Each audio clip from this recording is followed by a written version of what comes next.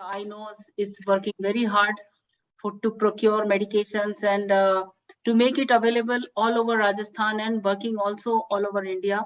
So we are very fortunate that we both I'm co-chairing with you, Dr. Mr. Ajay. I'm really happy and very honored.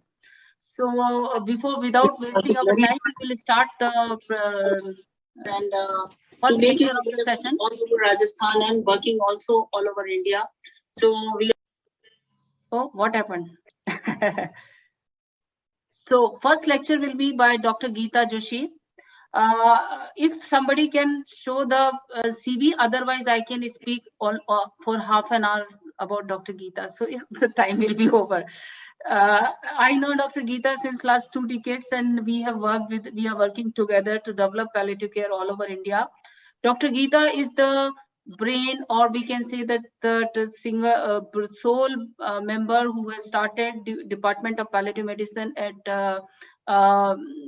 Ahmedabad Medical College, BJA Ahmedabad Medical College Ahmedabad, and I know that how much struggle she has done for that. She is also instrumental in looking after this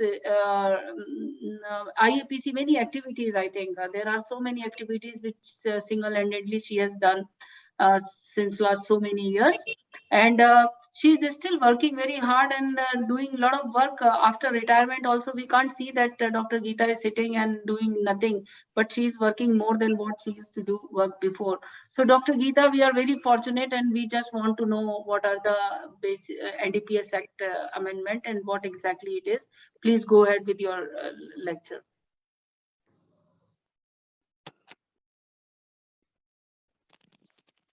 Namaste. At the outset, I thank the organizers for giving me this opportunity to speak on NDPS Act and its amendment.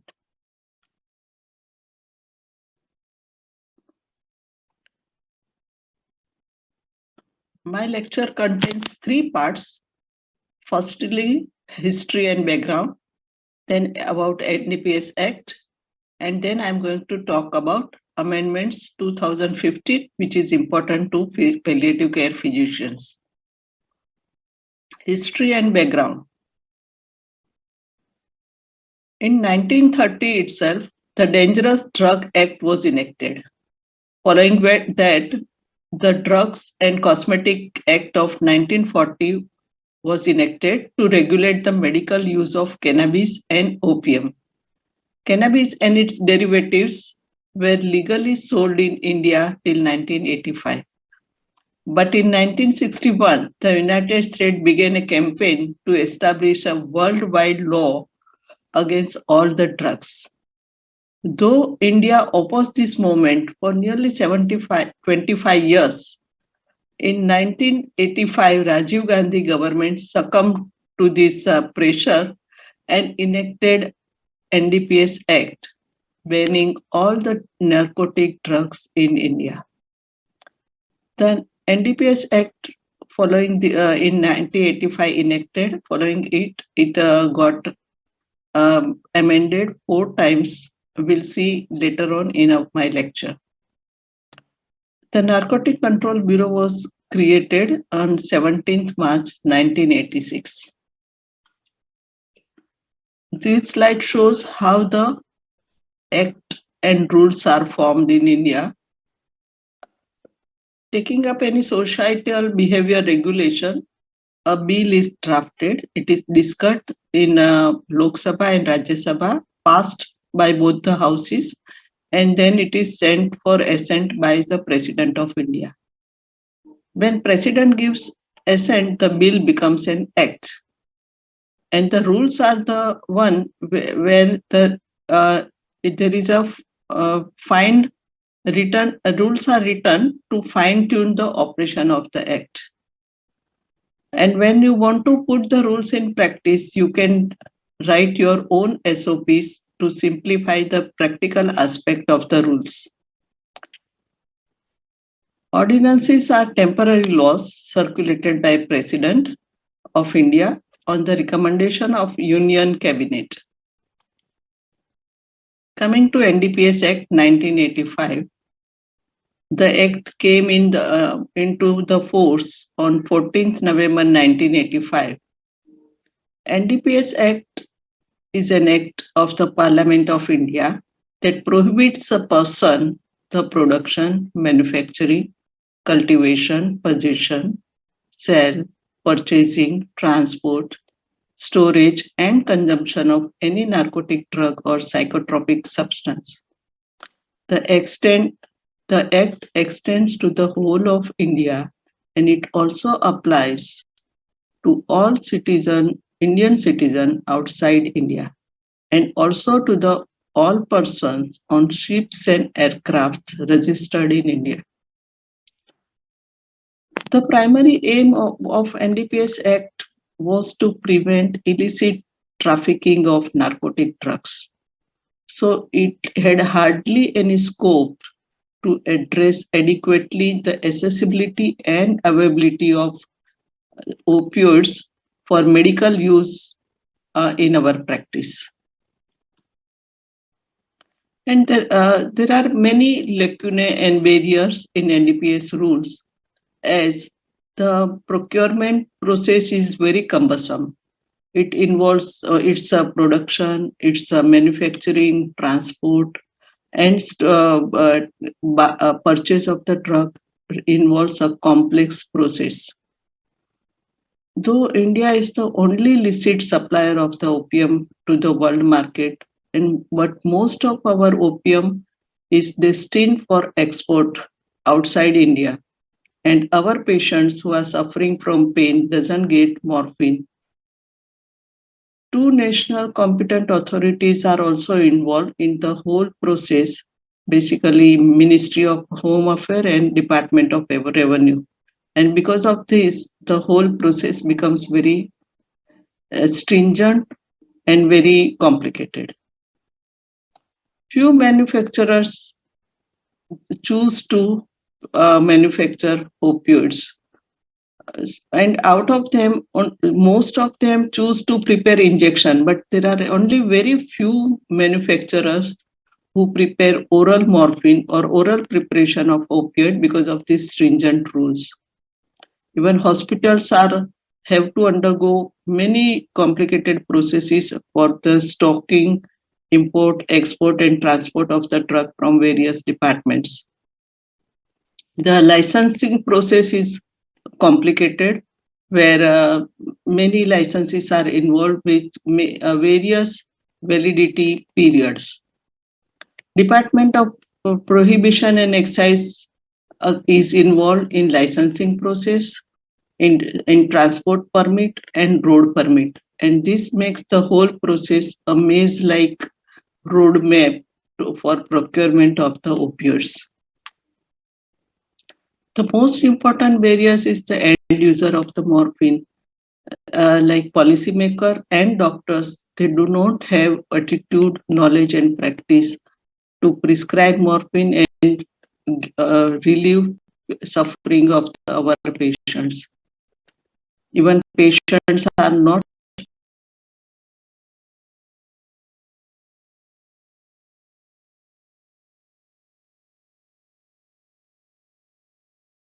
the opioids.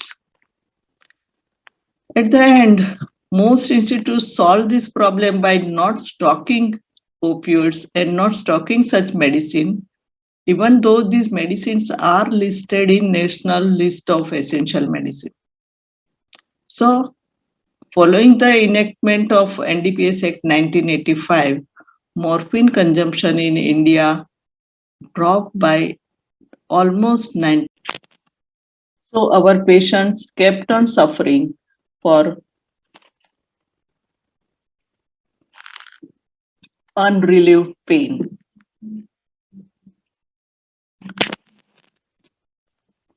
Firstly, two amendments came in 1989 and 2001. They were not very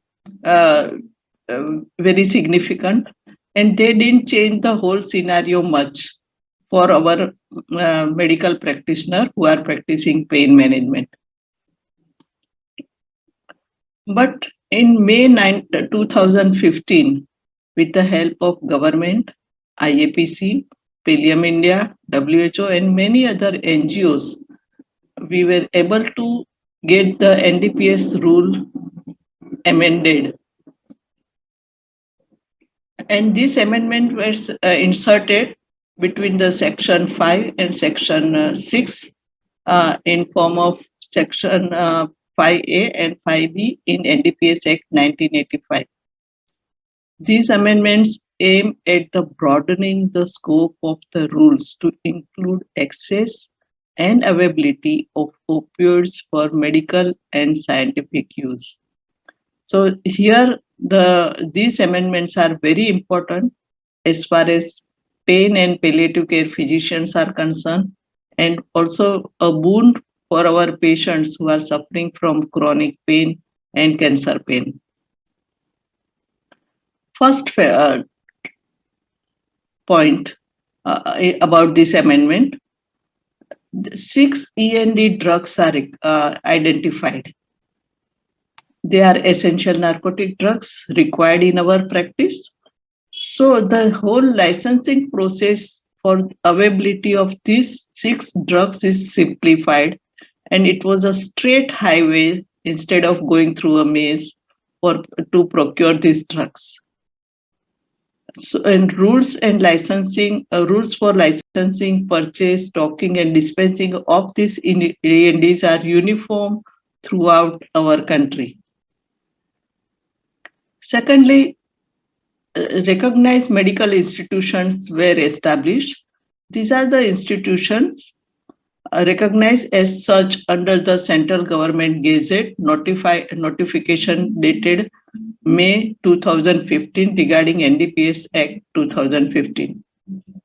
The licensing authority for these institutions will be Food and Drug Controller Authority. Government hospital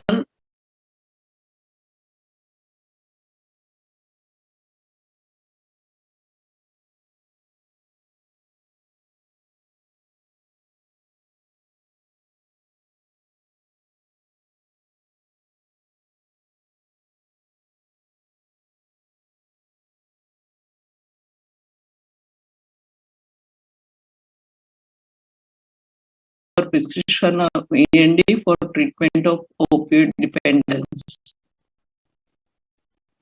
So all RMI should have one RMI and their relevant documentation.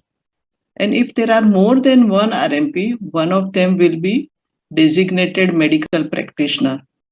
The license will be issued in name of RMP or DMP.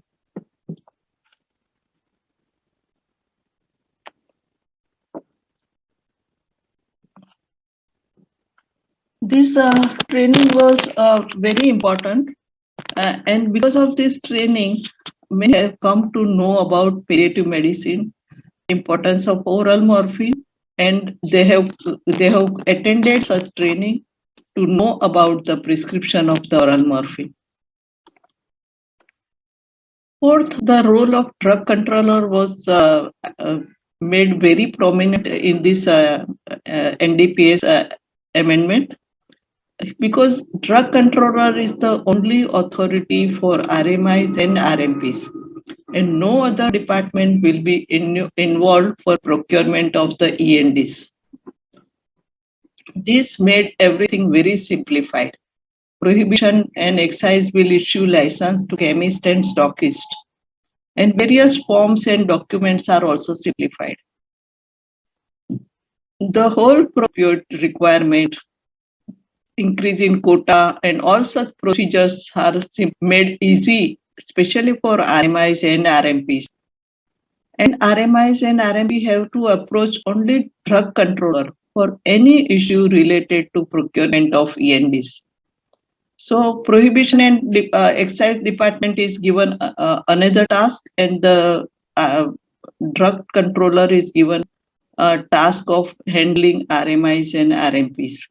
And because of this, it is now easier to procure the license, easier to have more demand sanction, and easier. Only one, we have to report to only one authority, and there are no more road permit or transport permit required by RMIs or RMP to get the drugs.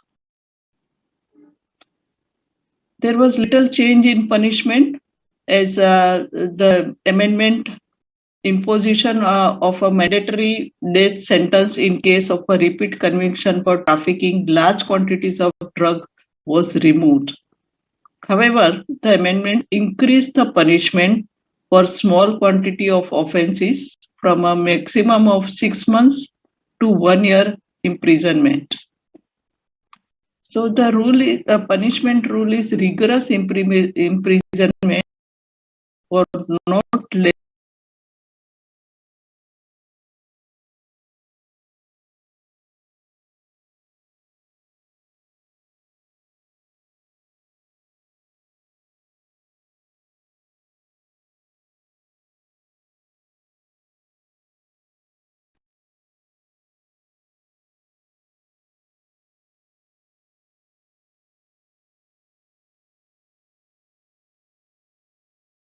to implement NDPS Act 1985, and we have come up with the standard operating procedure. This book is written published in 2018, and thanks to Colonel Joshi for drafting this whole document.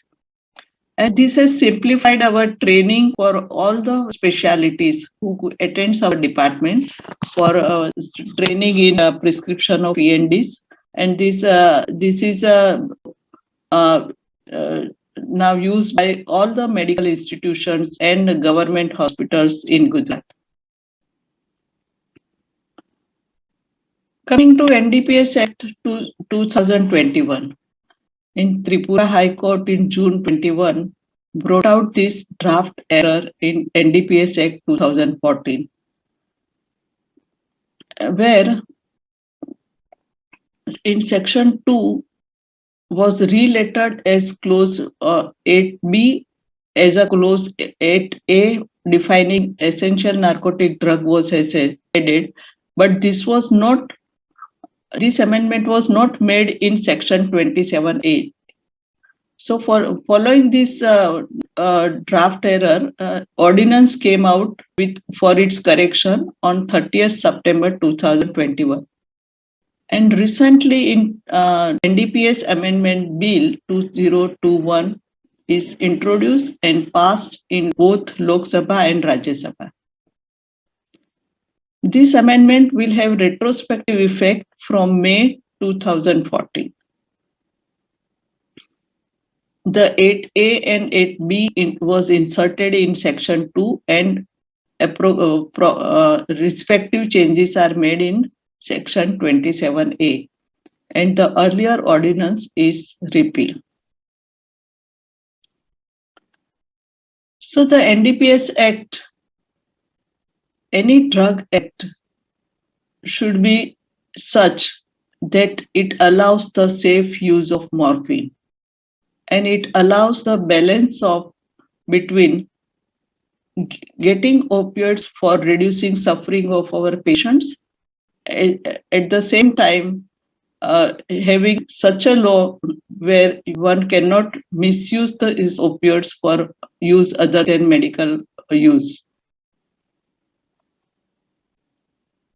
You know very well that our patient needs morphine.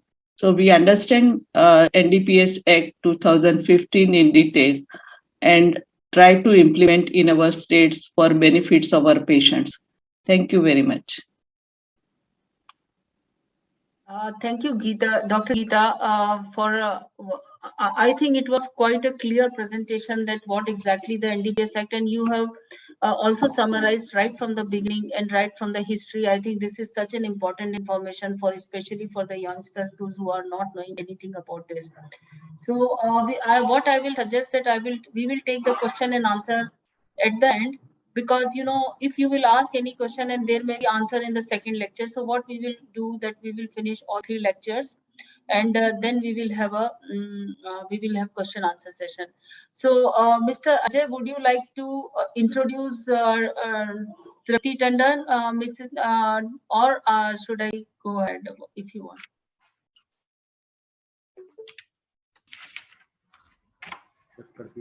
We are very honored that you are here, and I have a lot of questions to ask from Mr. Pathak. I will ask at the end. Yeah. So please go ahead with the introduction of Tripti. Yes. Good afternoon. Today's second lecture will be from Advocate Tripti Tandon, regarding securing and maintaining recognition as an RMI under the NDPS rules. I just hand over session to Tripti Tandon for a presentation.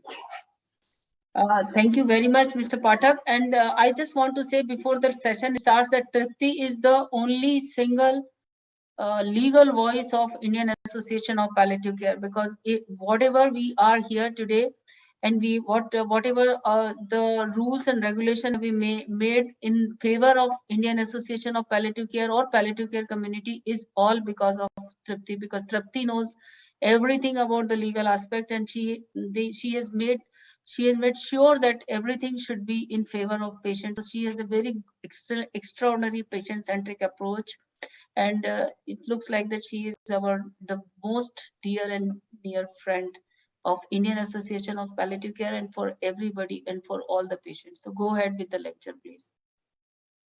Thank you so much, Dr. Sushma, for those kind words. I'm really, really honored to be with all of you. It's a very, heavy-duty panel with so many eminent personalities, so many doctors, and as the only perhaps lay person, non-medical person, quite in awe, and you'll have to pardon my lack of medical knowledge. So, Dr. Arshi, do I try and do screen share or? No, I think organizers are with. You must have recorded, so they will. No, share. I've not recorded actually. You have not recorded, so allow her to share the screen. You have slides?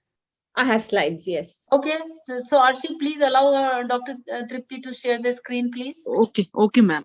So everyone will now come to know that how to apply for RMI status and what are the legal formalities involved in this.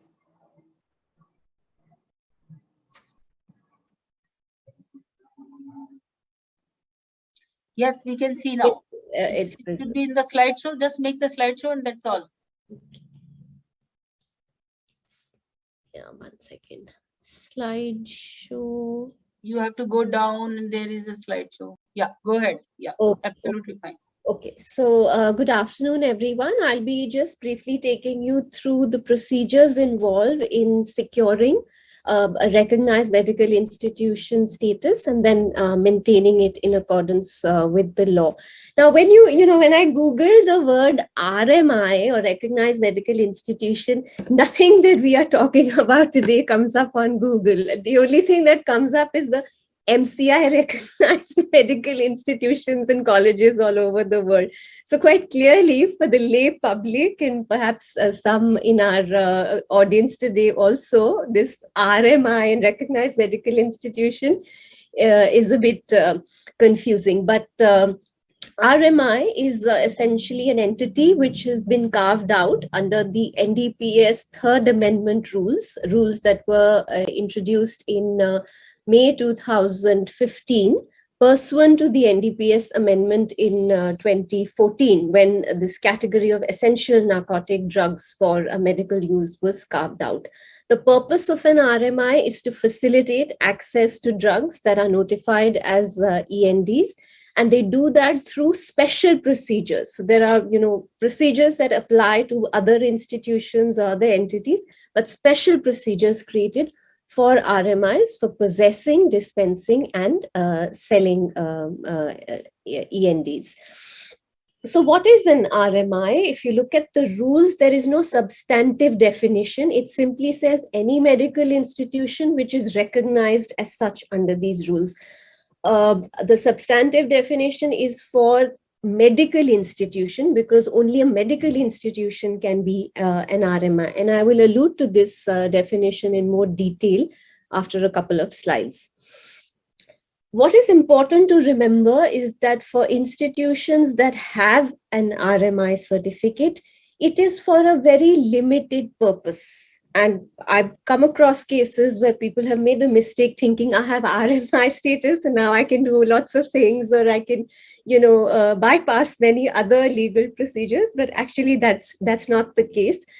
The special procedures for an RMI are only for essential narcotic drugs and only for their medical use. So if you are, apart from medical use, if you are also engaged in, say, research, clinical trials with essential narcotic drugs, or for educational purposes, which are the only two purposes actually recognized under the NDPS Act as legitimate, you cannot just take cover under the RMI status. You have to approach the state drug controller for special permission for these purposes. So if it's anything not medical but others, please do get in touch with the state drug controller.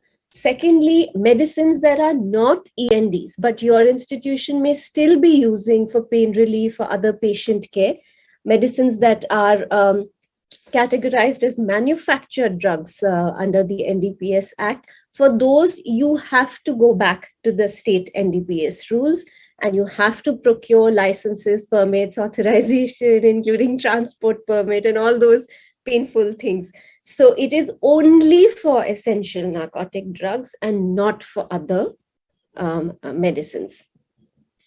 Now, who can apply for an RMI certificate? And this is important.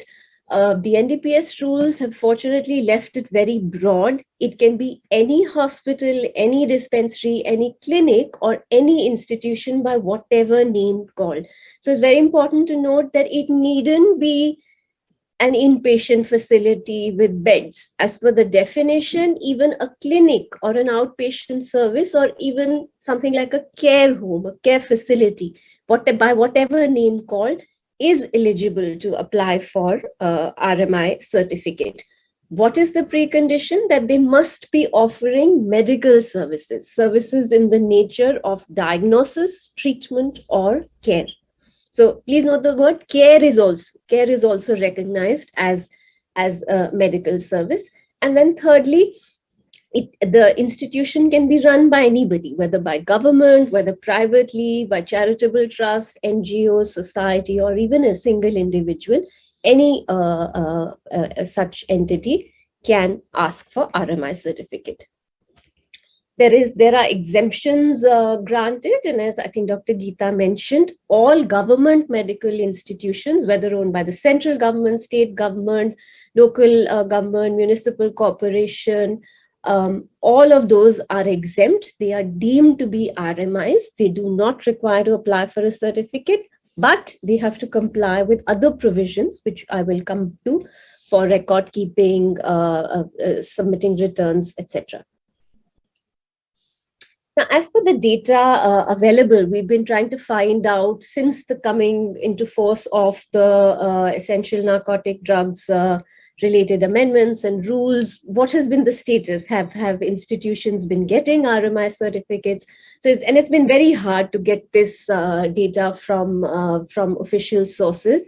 But what we do see is that RMI certificates have been granted to a wide variety of medical institutions. So from small nursing homes to big corporate multi-speciality hospitals, to charitable hospitals, to hospices, to community health centers, like a diverse and settings have been conferred with an RMI certificate. Secondly, the services. So one would imagine that it is only palliative care institutions or palliative medicine hospitals that have acquired this status, but that is not the case.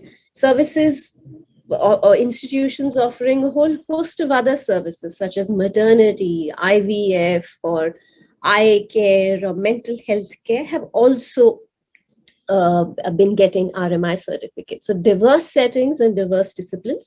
This is what the existing data shows.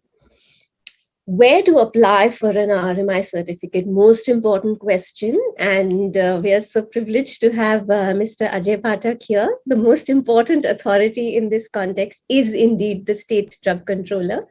And it is their office who has the authority to grant RMI certificates based on the applicant filling something called form number F, and the certificate can be granted on the basis of this form, but subject to an inquiry which the state drug controller may consider necessary. So this is the form that you need to fill to apply for an RMI certificate. It's a fairly simple form, and the central government deliberately kept it like that. The only information that is needed is basically what kind of services you offer, the number of medical personnel that you have, the number of patients you have treated, inpatient, outpatient, home care, and the doctors who have been trained in prescribing ENTs, the registered medical practitioners that Dr. Geeta Joshi talked about, and some details about them, and whether you had such a recognition certificate in the past. So it's a fairly simple and straightforward form. And one would imagine that this would lead many institutions, encourage many institutions to apply for an RMI certificate. But what we have noticed, and this is only based on search and just talking to some stakeholders, I'm sure there is much more to it. Many states have introduced additional requirements over and above the form 3G, which is that you need to, for instance, Rajasthan, and they, some very few states have actually put out information on their websites. Rajasthan is one of them, where in addition to form 3F, you need to also submit, for instance, your registration certificate as a hospital, the proof of constitution as a hospital. Now, I would imagine that by this very requirement, we have already excluded non-hospital entities like, say, a clinic or a dispensary or NGOs running charitable services.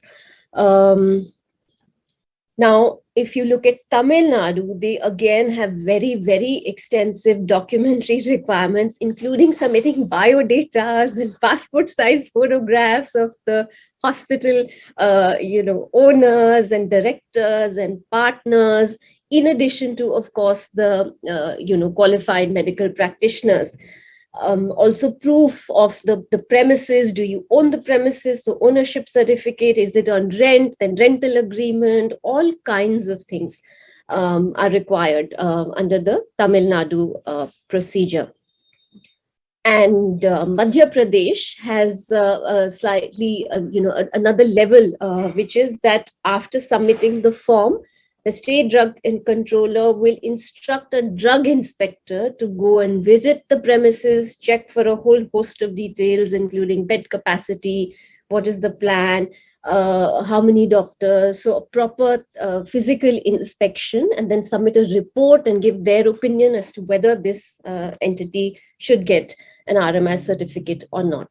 So the question really is that, and then further, I was quite surprised to learn that many states have actually, despite now there being central rules taking care of the entire procedure, some states have introduced their own rules, like Telangana, for instance. In 2016, they added in their state rules, they've added a whole chapter dealing with RMI. So really what we are seeing now is that the intended object of the NDPS rules, which was to have uniform and simplified procedures for RMI, to some extent, perhaps they are getting defeated. While I understand that the rules provide state drug controllers to have an inquiry, whatever is necessary, but our understanding of such an inquiry, and this is confirmed by interactions with officers from the Department of Revenue, is to simply check the bona fides of the institution which is applying.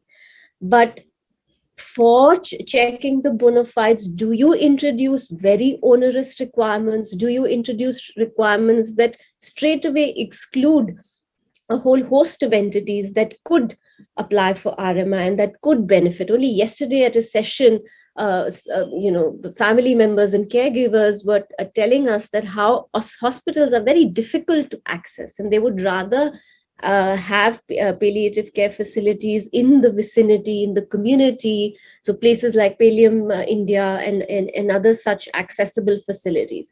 But this insistence on hospital registration, etc., we are perhaps excluding what we should not be excluding. So the sum and substance is, if you wish to apply for an RMI, of course, check the NDPS rules, but also please confirm with the State Drug Control Department, because they may have a whole host of other requirements for you to comply with. Now, coming to the certificate of recognition that you get, it is in Form 3G, and this is, as per the rules, you can get this within 60 days of applying. And if there is a delay beyond 60 days, the drug controller's office is supposed to give you reasons as to why is there a delay. Why are they taking longer to confirm your certificate? But I don't think anybody's following this. We have had cases where people's applications have been pending for a very, very long time, and that's unfortunate. The validity of a certificate is for 3 years, after which you can apply. And according to the rules, please apply well in advance, 60 days before your date of expiry of the certificate. A certificate can be suspended, it can also be cancelled, but the authority has to issue you a show cause notice, to which you reply. You can also ask for a hearing to be able to explain what went wrong, if anything. You also have the option of surrendering your RMI certificate. If you do not wish to stock ENDs and give up, you can do so. Now, what are the responsibilities of a recognized medical institution?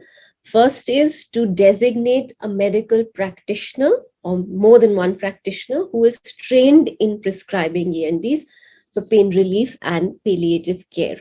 If there are more than one such trained practitioners, then designate one of them as overall in charge. And if after such designation, if there is a change, please inform the authority, the drug controller, within 7 days. So a question that arises, and I hope Dr. Rajit will answer that for us, that can a designated medical practitioner be a visiting consultant, or does it necessarily have to be somebody who is employed with the institute? And I understand for a lot of smaller institutions, maybe they rely more on facilities of visiting consultants as opposed to a full-time medical staff.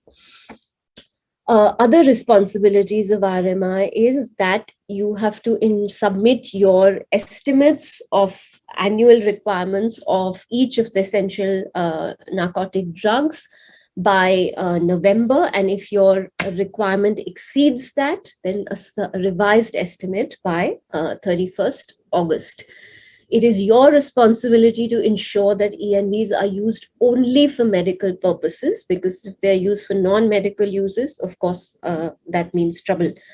You have to ask the patients or their family members to return unused medicines back to the institution. You are required to have expired medicines destroyed in the presence of an officer deputed by the state drug controller. So you need to inform that there is a stock which needs to be destroyed, and the officer will depute the concerned inspector. It is your responsibility to ensure that ENDs are not transferred, loaned, or sold to other institutions except with the prior approval of the state drug controller. Prior approval, not subsequent. And I know this can lead to problems, but this is what the law says. Ensure that all records, and I'll come to what records you need to maintain, are preserved for 2 years, and allow inspection of stocks and inspection of records by an officer deputed, and of course seek renewal well in time. This is the estimate form that you need to submit, and it is for estimates for each END that you're using. Now, one issue that I'd like to point out, and this question has also come up in some stakeholder meetings, is that how much stock can you actually possess? Now, the rules clearly state that whatever you have supplied to this drug controller in your estimate, in the form that we saw on the last slide, or if there is an excess requirement in the revised estimate, you can possess that much only at one time. However, unused medicines that are returned to you are also to be added in that stock. Now there is something that appears to be a slight incongruity, which is that the rules also allow that your actual disbursement of the drug can be more than what you possess, provided you give a brief justification in the returns that you're submitting. If it's well within 10%, then it's okay. But if it's more than 10%, so the question arises: how do you disburse more than you possess? And I'm a little baffled by this, but perhaps some of those who have RMI status can speak to this issue during the course of the session. Now, what are the responsibilities of the designated medical practitioner or overall in charge? That they have to register each and every patient and maintain a record for each one of them to whom ENDs are dispensed or sold. So individual record for each patient. And if you have a large number of patients, I imagine this can be very, very cumbersome. Then you keep a daily record of receipt and disbursement of ENDs and separate forms for separate ENDs. And starts with opening stock and then whatever transactions in the course of the day and closing stock. Then you maintain an annual return form. So daily and then as well as annual return of procurement and disbursement in form 3I. Now, in addition to these record keeping requirements, the designated practitioner also has to, in case there is a change in the constitution of the institute, then inform that to the drug controller within 30 days. And very importantly, if you have patients who are in home care, then it is your responsibility to depute a qualified personnel. It can be anyone, need necessarily be a doctor, to carry the medicines for the patients, dispense them to the patients, and then come back and return those. So the designated practitioner has to maintain these records and perform these tasks. Now the question is, and I've found this quite, quite intriguing, that the rules do not say anything about any stocks going missing or theft or loss.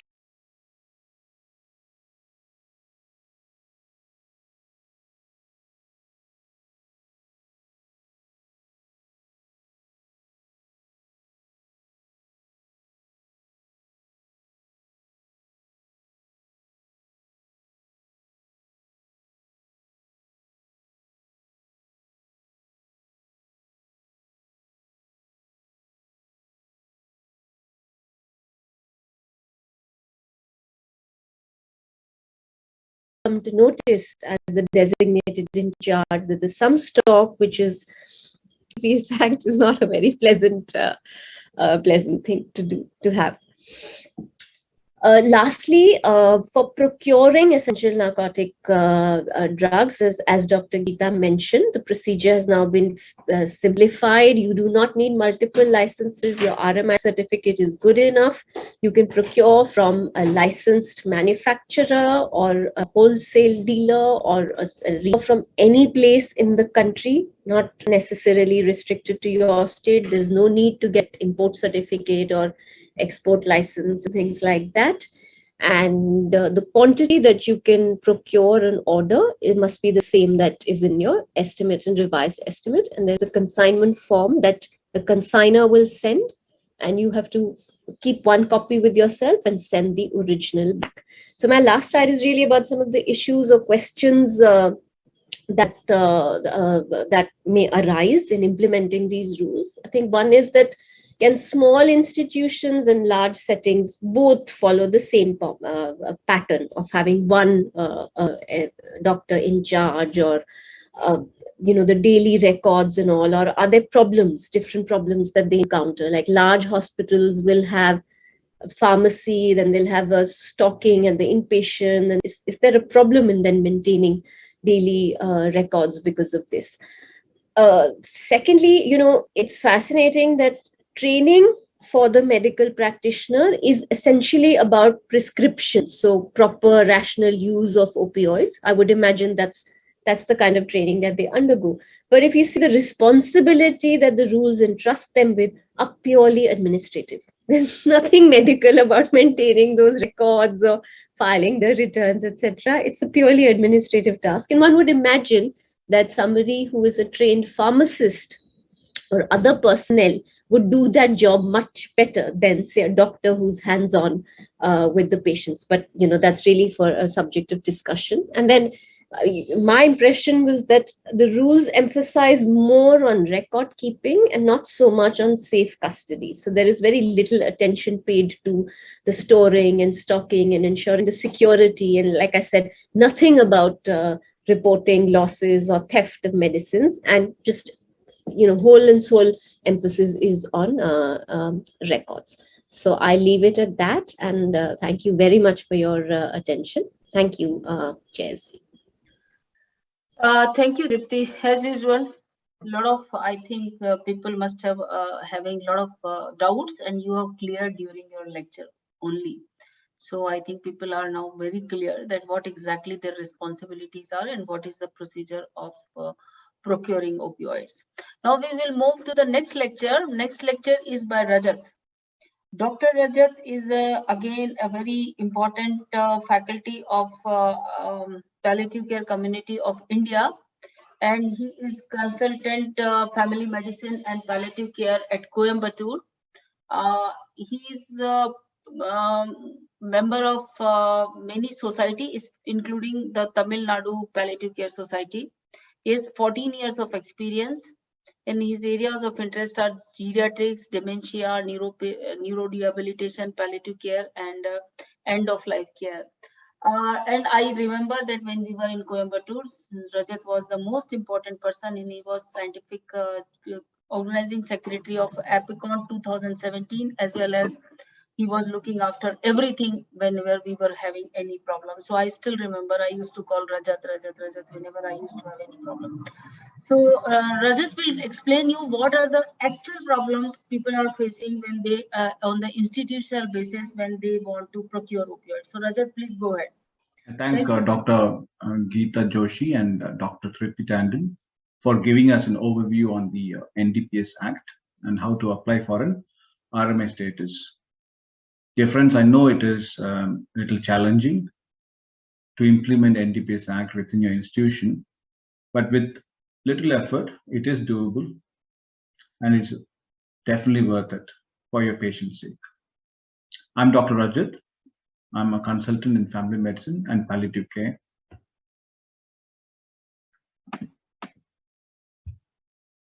I work in a tertiary care center. We are a recognized medical institution. Our doctors, the anesthetists, IC doctors, ER physicians, palliative care physicians, oncologists, all have access to oral morphine, transdermal fentanyl, injection morphine, and injection fentanyl. Parenteral narcotics are mainly used in the hospital wards, the ICU, casualty, surgical wards, the hospice, and the home health services.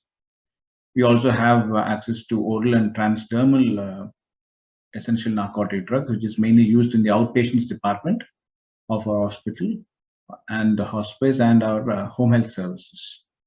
We currently have 10 physicians included in our license. We have 2 pharmacists who are solely in charge of maintaining the day-to-day activities with regards to the ends and maintaining all the records. Myself and the chief medical officers are in charge of the RMI. So what did Uncle Ben tell Spider-Man? He said, with great powers comes great responsibilities. Friends, yes, being an RMI comes with some responsibilities. We have to ensure that we procure the ends from licensed pharmaceutical companies. We have to ensure that the narcotic drugs are stored safely within the pharmacy and in the wards. In the wards, we ensure that these essential narcotic drugs are kept in a cupboard with double locks, and the keys to these locks are kept by 2 nurses. We also ensure that there is a robust system in place to dispense essential narcotic drugs. The officer in charge has a pivotal role to play within the RMI. He has to ensure that the NDPS norms is followed uniformly throughout the institution, and it is his role to make sure that there is uninterrupted supply of the essential narcotic drugs. We have to ensure that all the staffs involved in prescribing, dispensing, and administering the essential narcotic drugs undergo adequate training frequently and are fully aware of all the NDPS norms. So we have to maintain the prescription, which is the Form 3E, and the daily accounts of the essential narcotic drugs used in the form of 3H. And these records have to be maintained for 2 years. If at all we are left with expired stock of essential narcotic drugs, we are required to inform the drug controller, who then sends a designated person to our institution, in front of whom we destroy the expired stock. So we are required to file annual returns. We are also required to renew the license for parental narcotic drugs through the collectorate once in every year. The RMI status has to be renewed by submitting Form 3F every 3 years. And if at all there is a change in the RMI constitution, we are required to inform the DC.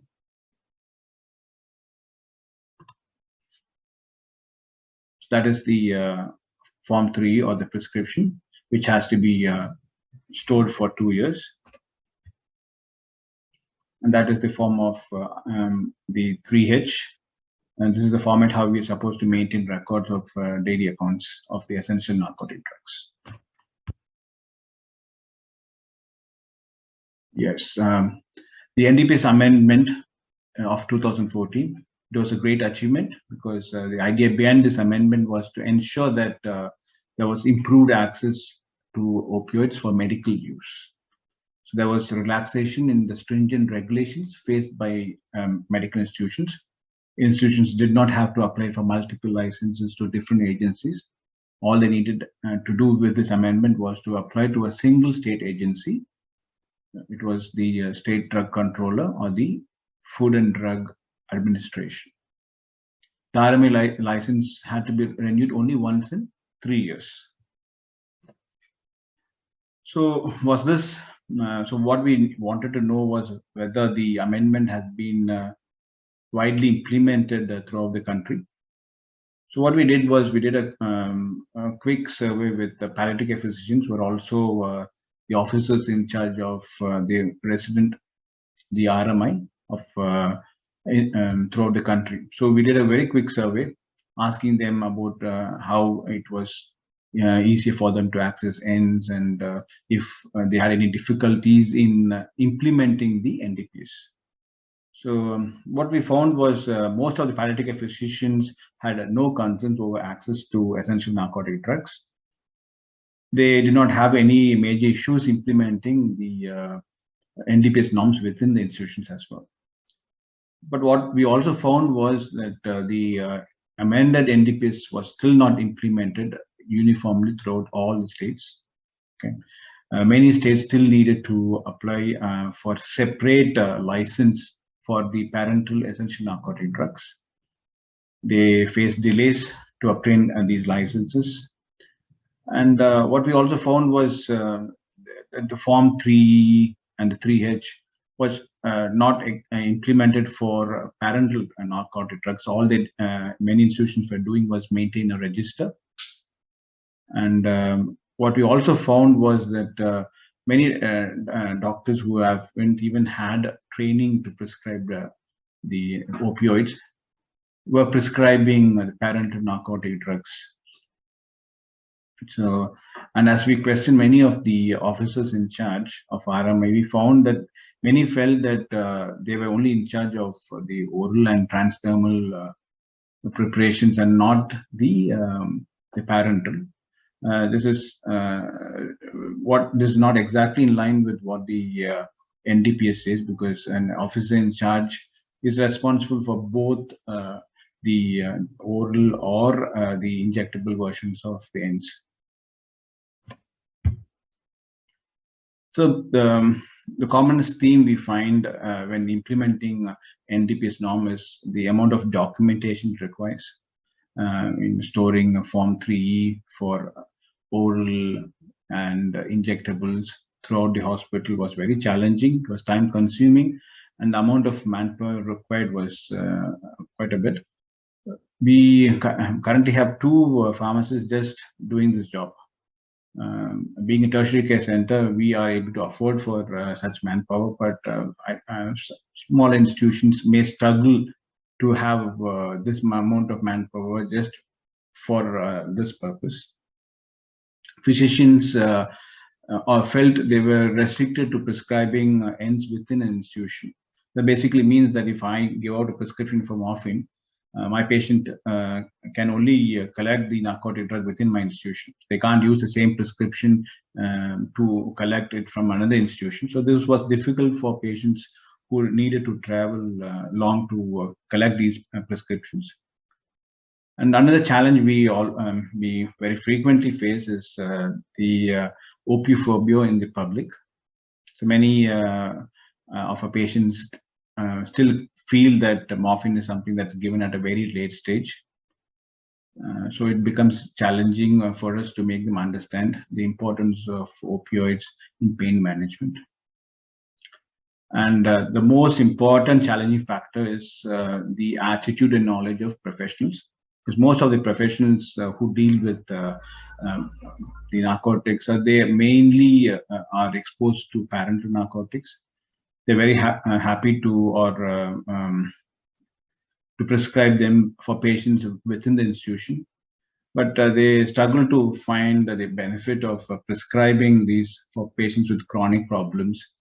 And so when it comes to prescribing oral morphine or transdermal fentanyl, they are still wary of doing this, and it becomes a struggle for us to make them understand the importance of the essential narcotic drugs for such patients. So some suggestions to overcome the challenges in prescribing essential narcotic drugs. The most important thing, I think, is to make sure there is a single operating procedure throughout the country. And this is only possible if all the government officials and institutions come together and make sure there is one procedure to procure and dispense essential narcotic drugs. So IAPC could take an active role to sort this issue. And in an RMI, the officer in charge has to take a lead role in implementing the NDPS norms. It's important they update themselves, know exactly what is required of them, and then educate all the healthcare professions within the institution. So it becomes less challenging to implement the NDPs within the institution. And moving to electronic documentation may make it less cumbersome for healthcare professions and the staffs involved in maintaining all the documents. And it is important that we also change to a situation where physicians are able to prescribe essential narcotic drugs, and the patient should be allowed to collect these medications from other institutions and not just one institution. This will help many patients who are having to travel hundreds of kilometers just to come for a prescription. So my conclusion is that being an RMI can be a little challenging, but with little effort, these challenges can be definitely overcome. With an efficient system in place, it isn't difficult to maintain an RMI status. Friends, I have patients traveling hundreds and 200 kilometers coming to my institution just to collect few weeks prescription of essential narcotic drugs. It is heartbreaking to see such situation. So I appeal to you that if you are considering becoming an RMI status, please go for it. the amount of suffering you can reduce, it's definitely worth going through little hassle and implementing it within your institution. That concludes my presentation. Thanks a lot.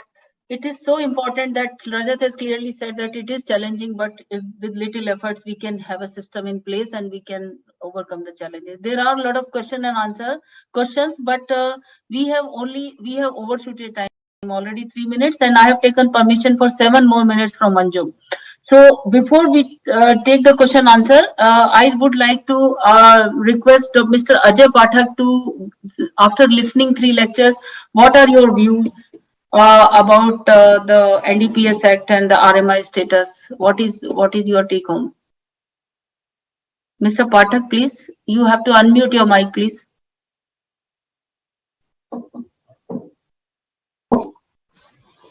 Yes, good afternoon.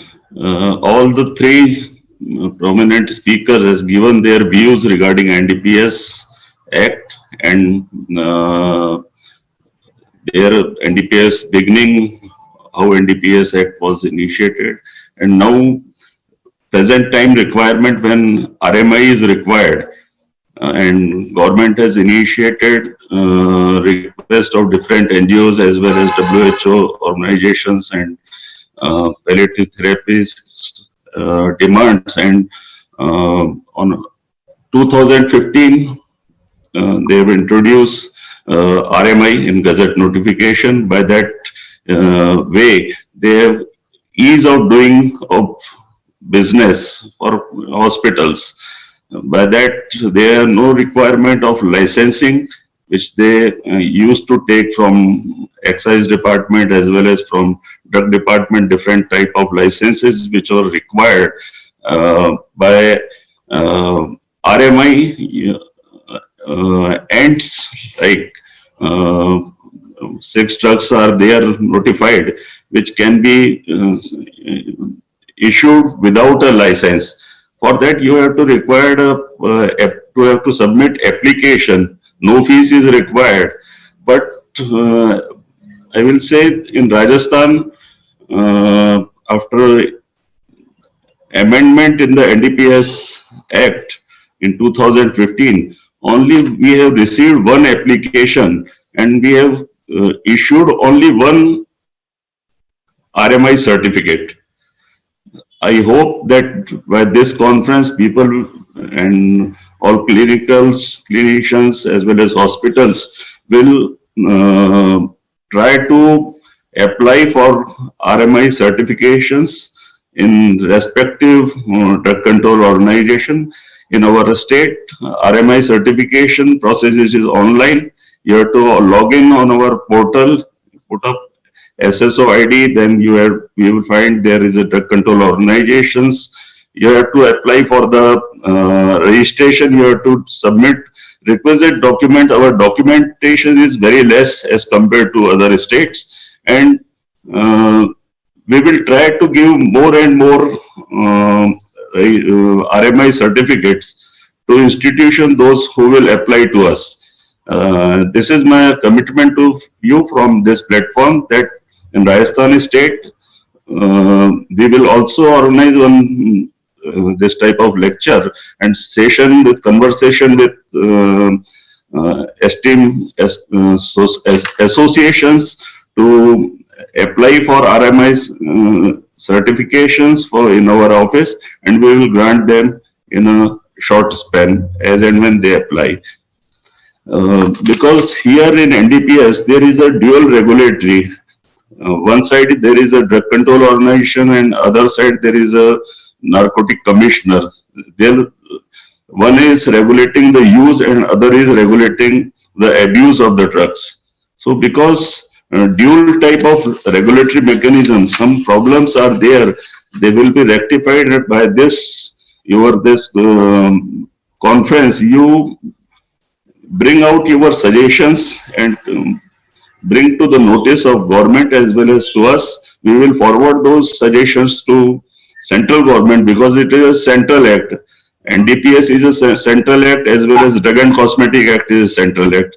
So out of your this conference conclusion, you bring out some important suggestions which are required to be modified so that they will be submitted to the higher authorities and respective committees so that they can be amended accordingly. Thank you, Mr. In Rajasthan, Thank you. Thank you very much. I can give you an undertaking as a president of Indian Association of Palliative Care that we will take up this task and we will do this, that all the states, they should be following the uniform regulations, and maybe with the Department of Revenue I will work and we will start working on this. Thank you very much, and thank you for giving assurance that all the hospitals in Rajasthan, if they will apply, they will get RMI status. Thanks a lot. Your presence was really important, and I think this much assurance is more than enough for the people, those who are practicing palliative care. So there are questions that there is a simple question that if there is an in-house pharmacy has a narcotic license, whether do we need to appoint RMS in cancer hospital? I don't know what is RMS. So would you like, Tripti, would you like to answer this? Yes, sir. RMI? Yes, Yeah. Doctor. No, I think the question is that if the cancer hospital already has an in-house pharmacy with the narcotics license, do they still need to? If you are an RMI for essential narcotic drugs, you have to appoint a designated medical practitioner. That is a requirement. Without that, you cannot, irrespective whether you have a pharmacy or not. Okay, so next question was that whether it is applicable for injectable. Yes, it is applicable for injectable also. Do we need to appoint? The same question is there. An anesthesiology directly appointed as RMP or will have to undergo training. Who imparts or arrange NDPS training at Nagpur and Maharashtra? So, would you like to take up this answer question? Yeah, Sushma ji, thank you. This question about MD anesthesiologists, do they have to undergo training? This is a huge issue of discussion in Gujarat also.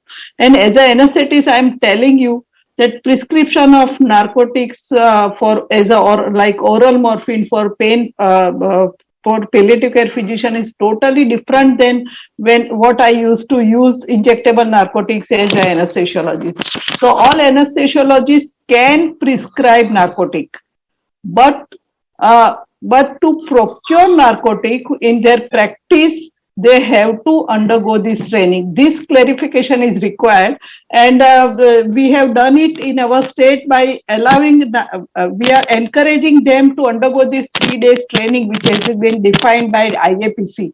And that is how anesthesiologists could gain the confidence that no, this training is totally different than what we have learned in MD anesthesia. And regarding this training, I am really thankful to IAPC to define the syllabus. Thanks Sushma ji and Naveen. It is 21 hours training, out of which 14 hours is classroom training and 7 hours is practical training. In spite of this lockdown and all, we could carry on with this training 14 hours online, and 1 day, 7 hours, they used to visit our hospital as per their convenience. At the end, we take the exam and give them certificate. I think I have addressed both the questions. Yes, Dr. Geeta, thank you very much. One question for Tripti. But there is a question that if there is a slightest of difference or there is a slightest of error of dates in which morphine was issued, it is if not maintained properly, whether it will be an issue. If there is an error that you notice while maintaining, it is best to correct it with recording reasons and proper signature and stamp. It is proper to address it rather than leave it thinking that nobody will notice, because if it is noticed, then it will be a problem. So please correct it with a recording as to why did the error happen and the designated medical in charge's remarks and signature. Next question, Dr. Nimisha Verma is asking. Nimisha, may I just answer that quickly, Dr. Sushma? That's an interesting question. That, look, if you need an RMI certificate, if you intend to dispense and sell to patients. If you do not intend to do that, if you only intend to prescribe, you do not need an RMI. Or if you intend to administer to your patients in very small amounts, then also you don't need an RMI. But if you wish to dispense and sell to patients, not as an institution, but as an individual doctor, you can apply for a special authorization from the drug controller, which is different from RMI under the rules. But RMI is necessarily, partakes of the character of dispensing as pharmacy. We can take up this last question and then we have to finish that. How many palliative care units can get the license under single palliative care physician? So I think this is a very one single palliative care physician working in four palliative care units can yeah, I think this is possible. Tripti, according to me. Yes, I don't think there is any bar in terms of this, but we don't know. We don't know how the authorities will see it.